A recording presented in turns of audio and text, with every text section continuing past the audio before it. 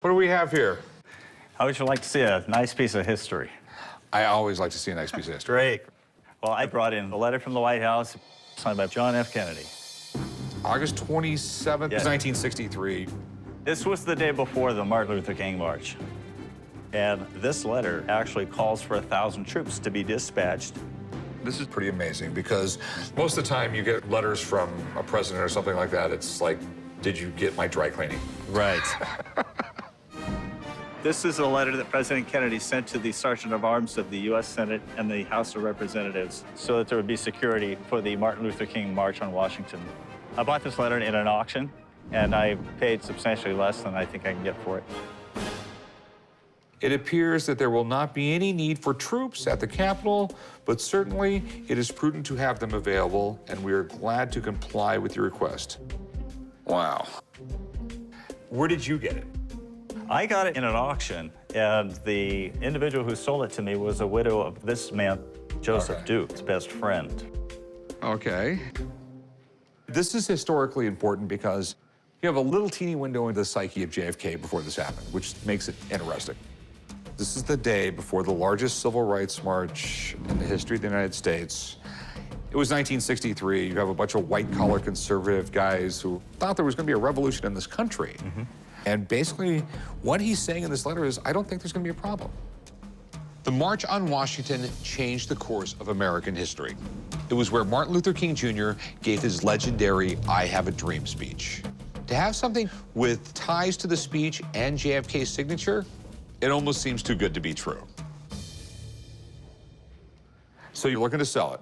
Yes. How much are you looking to get?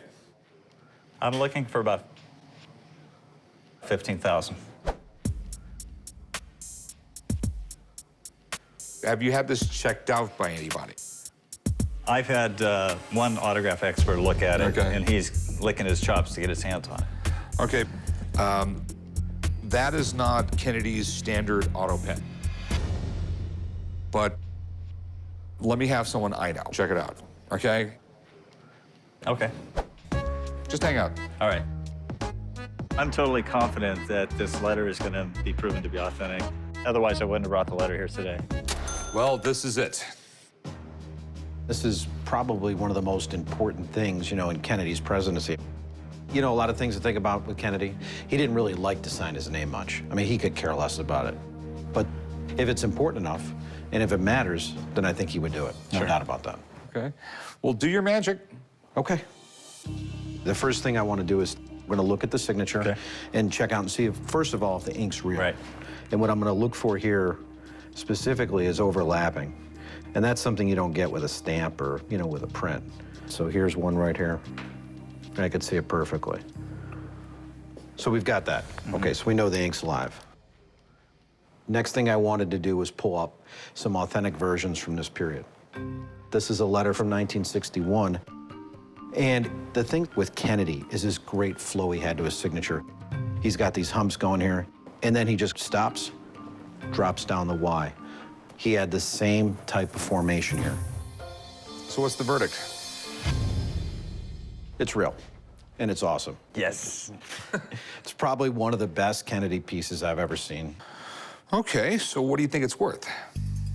Well, the autograph is beautiful. We're talking almost a perfect 10, and that means a lot to collectors. I put the value right around $10,000. Okay. All right, you're the man. Yep. Good luck. Good. Yep. Thank you. Thank you. Thanks. Appreciate it. You know, most of the JFK stuff I've seen is he's just saying thanks for the book or thanks for the nice gift.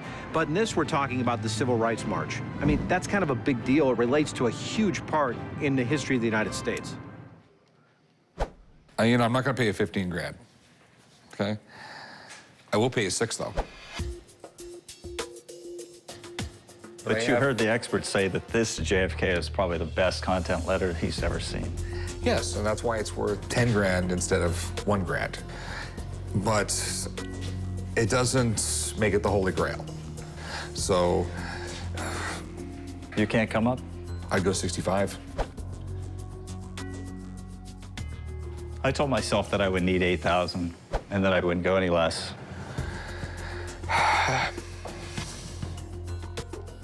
That's more than I want to pay. Change your mind, come back and see me, man. All right, thanks. All right, have a good one. All right.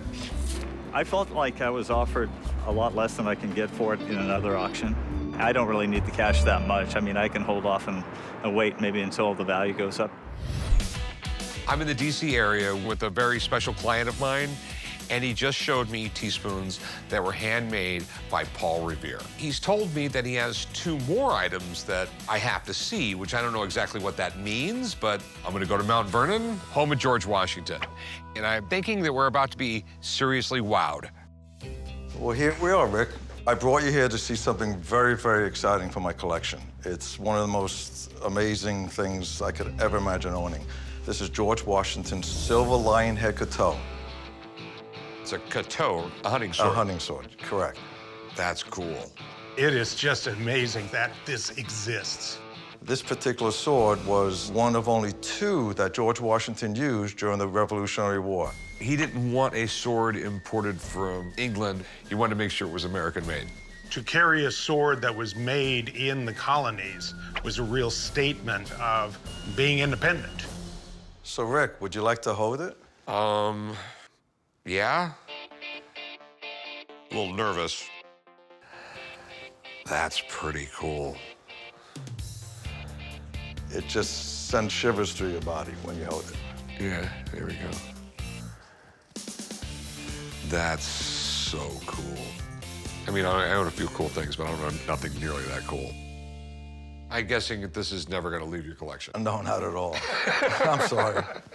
But there is something else I have that, if the price was right, maybe I would sell it. All right, lead the way. Let's go.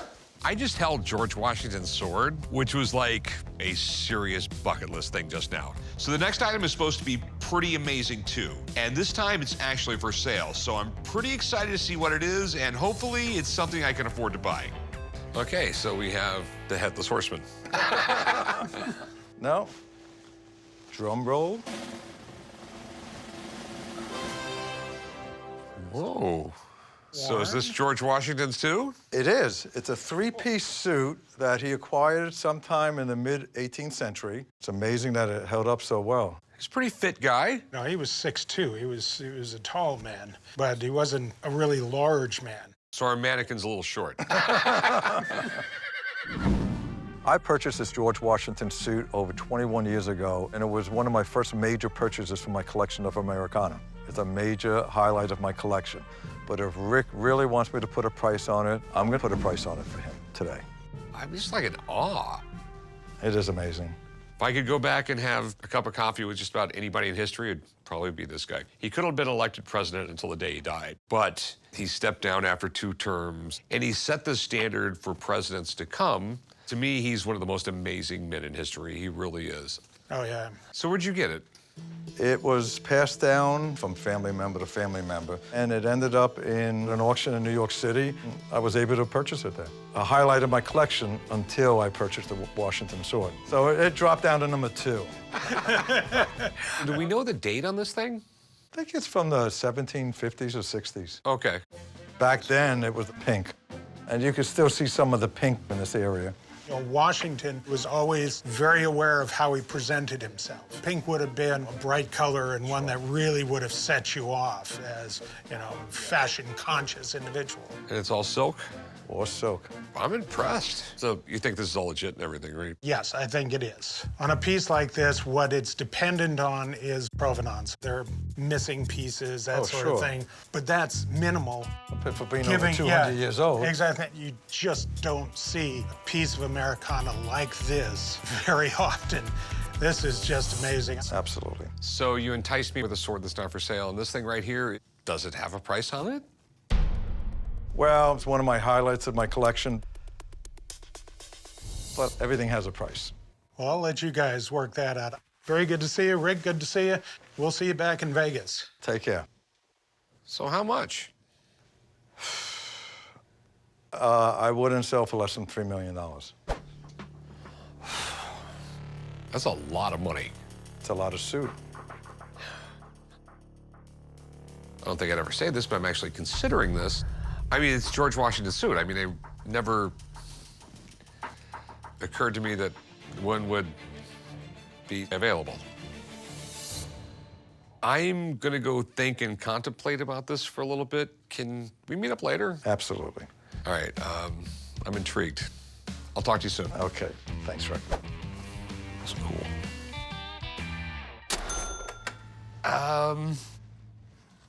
The suit. Okay. You asked for $3 million, Right. but what's the best you can do? 1.5? No, I appreciate your offer, but it's really a major part of my collection. How about $2 million? Since we're friends, the best price, absolute best price would be $2.5 million. Okay, and you're firm at that? Absolutely firm with that. I mean, okay, well, I guess the suit's out then. So now we're back to the spoons. So I know what you want for them. What's your best price? Sell this. I would sell the set of spoons to you for $90,000. You wouldn't do 75,000? I wouldn't do 75,000. Would you do 85,000? You're killing me here. I'm not killing. I mean, you already have another set, so you really don't need these, and it would make my day, as a matter of fact. I want to help make your day, so we have a deal. Sweet, man. I don't want to like throw those in my luggage. No. So Let me pack them up for you and nicely and. Okay, so yeah, I'll just have the bookkeeper get a hold of you, and this has been an amazing day. I got to hold George Washington's sword today, so. Not too many people can say that. I'll talk to you soon, man. This has been one of the greatest trips I've ever had. I got to nerd out in DC, and now I'm going back to Vegas with Paul Revere's spoons. I didn't get the suit, but you know what? It didn't fit me anyway. Hello? Hello, I have something here you might be interested in. It's from the West Wing of the White House, and I think that was the reporters covering the White House because it's non-secure. Okay, so this is a non-secure one, so this would not be the phone you go like, yes, Mr. Putin. You're correct, correct. I have a Reagan-era White House telephone. I got it from a person that was classified to work on the Centrix phone system in the White House, and they were allowed to keep one. I'd like to get $1,200 for the phone. This is really cool. The White House got telephones really early. I think their phone number in Washington, D.C. was 1. Wow. No, I mean, this is super cool. I mean, there wasn't actually a telephone on the president's desk until Hoover. Before that, he had to go into the hallway. But then again, you have to understand, they thought these were sort of a nuisance. They didn't look good on a desk or anything like that. And I think it was during the Clinton administration, they redid the phone system. And anything presidential sells, especially something that was in the White House for a while.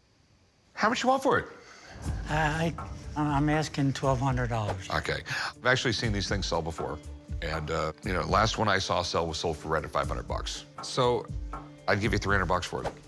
I think the market is pretty good because I call it a bipartisan phone. It was 3 administrations it survived through. I only found one other in existence, and that was for $1,500. So I thought 12 was a fair ask. Okay, but I can go $300. $350 and you own a phone. We got a bipartisan deal. Thank you, sir. I'll meet you right up front, and we'll do some paperwork right around the corner up there. Okay. We were able to make a deal today for $350, and I will take that money to go see a rocket launch at Cape Canaveral. Hey, what do we got here? Well, obviously what we got here is a chair. It's a chair, one of the most famous chairs you'll ever see. Oh, really? Abraham Lincoln sat on it. Why he was in the White House. Okay. Well, I'm sure he sat in a lot of chairs. It come from a set of chairs that was in the White House while he was president. I'm asking $2,000 for the chair, and that's the lowest amount of money I'm going to take for the chair. That is really neat. This was in the White House? From the formal dining room. Okay. That's pretty interesting. I mean, you don't think about it now, but the furniture was a big deal back then. It was really, really expensive. The things people, you know, well-off people did, they spent money on furniture and silverware and luxury items around the house because There was no TV at night, so people entertained every night. So those things were very important. Right. Presidential memorabilia sells for good money, but Abraham Lincoln, that's some money. So if we can actually tie this chair to Abraham Lincoln, there is value here, serious value. You got documentation for this, Yes. or what do you have? One letter is from the White House telling the individual that they didn't want the chairs there because they had too much furniture. But then I have the original newspaper clipping where Robert Todd Lincoln donated them to a girls' school up in Vermont. Okay. Do you have any other proof that it's his, or? No. Okay. How much were you looking to get out of it? $2,000. $2,000. Doesn't sound out of the realm of possibility. But my problem is your paperwork. Do you mind if I call someone and take a look at him? He runs the Clark County Museum system here. He's an amazing historian, and he could probably tell me everything about him. I have no problem with that. Hang out a few minutes. I'm gonna give him a call, and I'll get it figured out, okay? Good, I appreciate it, thank you. I'm welcoming the fact for somebody to come and look at the chair. Any expert that they want to bring in, bring them on. There's a possibility that Abraham Lincoln's butt touched this thing. There are high points in every chair's life, I guess. When you're dealing with presidents of the United States, nobody has a bigger name than Abraham Lincoln. Anything related to Abraham Lincoln is hugely popular. This was the man that brought the country back together and then was assassinated at the end of the Civil War. He has an image among the public greater than nearly any other president we ever had. So, do you have any paperwork that goes along with this? Yes, have this over here. Ah, let's take a look here. Ah, okay. That's a well-known photograph. This is one of Matthew Brady's photographs of Lincoln. It shows this decorative element right here on the side. And so when you look at this, you can see this decorative element is not the same as this one. So obviously, this chair isn't this chair. And the interesting thing is the chair that's in this photo is one that Matthew Brady owned, not one that Lincoln owned. Had this been a match to this, it would have been highly unlikely it was ever in the White House. Now, I tried to pull up every interior, either drawing or photograph from the Lincoln period that I could find, and I didn't find this chair in any of them. What I couldn't find is any photographic proof or drawing proof. As I read this, we don't have anything from Lincoln or from the White House. The time period is right on the chairs, but there's not enough for me to say that these are ones that were used in the White House. Thanks. Sorry about that. Thanks, man. And thank you. That's very interesting to see. Thanks a lot. Thank you, I appreciate it. You need to have something that actually shows ownership by Abraham Lincoln. It's not going to be easy, but if he can do that, he's got a really wonderful piece. Well, if I buy something off a customer, I gotta resell it. And when I resell it, it's gotta be beyond a reasonable doubt what I'm selling is what I'm selling. It's just the way I do business, but at this point, I can't make you an offer. So, thanks for coming in, but I just can't do Thanks it. for looking at it. No problem. You expect these things. Everything can't be what you want it to be. But I believe I brought in enough evidence here to prove that this chair is from the White House. How you doing? Oh, okay. What do you got here? I've got a phenomenal opportunity here. Guaranteed genuine rotted elephant manure. What you got here, Chumley? A can of elephant dung. Okay. Decided to come down to the pawn shop today to sell my can of Zudu. It's got some elephant dung in it. I'd like to start at maybe $10,000, but I'd take $5 for it. How'd you get it? The local auction company. Washington Park Zoo, Zudu. Elephant auxiliary, natural's most potent fertilizer. It was sold probably to help reduce the amount of dung that they had laying around. It's in there. I mean, you can hear it. They canned this stuff, I think, as a novelty item. Normally, when they make novelty items, they make a whole bunch of them. I know there's a sucker born every minute, but if this guy is trying to sell canned manure, he's barking up the wrong tree. How much you looking to get for it? Like $10,000.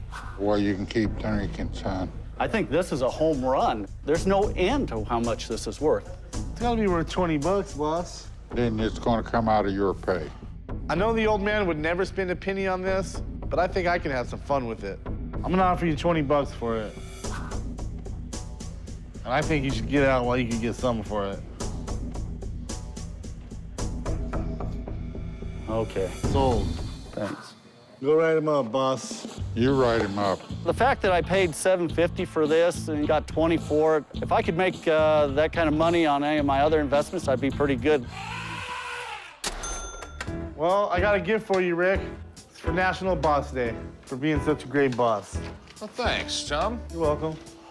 I didn't even know it was National Boss Day. It's a can. Of Zoodoo. Oh, yeah. Really? Have a sense of humor.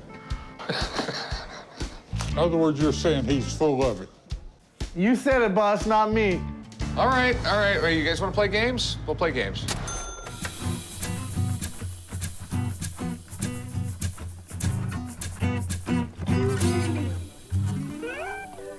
Really? Chumley. Get out of here. So what do we got here? I believe they're antique buttons. It's got a date, 1789, and it's got the eagle. Looks like more like a turkey or a chicken.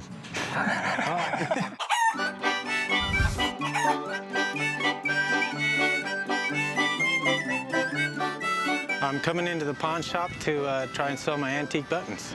I have no idea on how much I'm going to sell them for. I just want to find out what they're worth. So where did you get these? About 8 years ago, my grandfather passed away, and he left me a big coin collection. And I was going through it, and I noticed these are obviously not coins. So you know anything about these, or? Well, just what I can see, they've got it says "Long live the president" on one. There's some GWs, so I'm assuming George Washington. It's definitely not the last GW. These buttons appear to be really old, but I have no idea why George Washington is on them.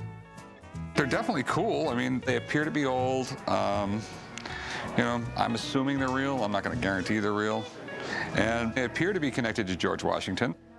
Anything connected to George Washington is worth money, so. He was our first president. He wasn't actually the first president. There was 14 presidents before him. I believe it was 14. Yeah, the Continental Congress elected a president every year. And those were actually presidents of the United States. Really? George Washington was the first constitutional president. That means he was the first president elected after the Constitution was ratified. We actually had presidents before that. They were elected by the Continental Congress, and they served a term of 1 year. So what do you want to do? You want to pawn them or sell them? I'd like to sell them. Okay. My problem is I just don't know enough about these things. I mean, for all I know is you made this thing in your garage last night. Before I make an offer, I really want to bring in an expert and take a look at them. Okay. That'd be all right with you? Yeah, that'd be a great idea. Okay, well, cool. Thanks. The two questions I have regarding these buttons: how old are they, and what purpose were they made for? I mean, for all I know, they were made for George Washington himself. Hey, Dan, how's it going? Rick, good to see you. I'm an expert in early American history and historic artifacts. I also do other presidential and American artifacts that go beyond that period of time. Well, you have an interesting collection here. Thank you. These are coat buttons, large size. This button here has on the back a shank, which is what would be sewn onto the coat. And each one of these has a different motif, celebrating George Washington. At this period of time, he was the most trusted and beloved man in the entire country.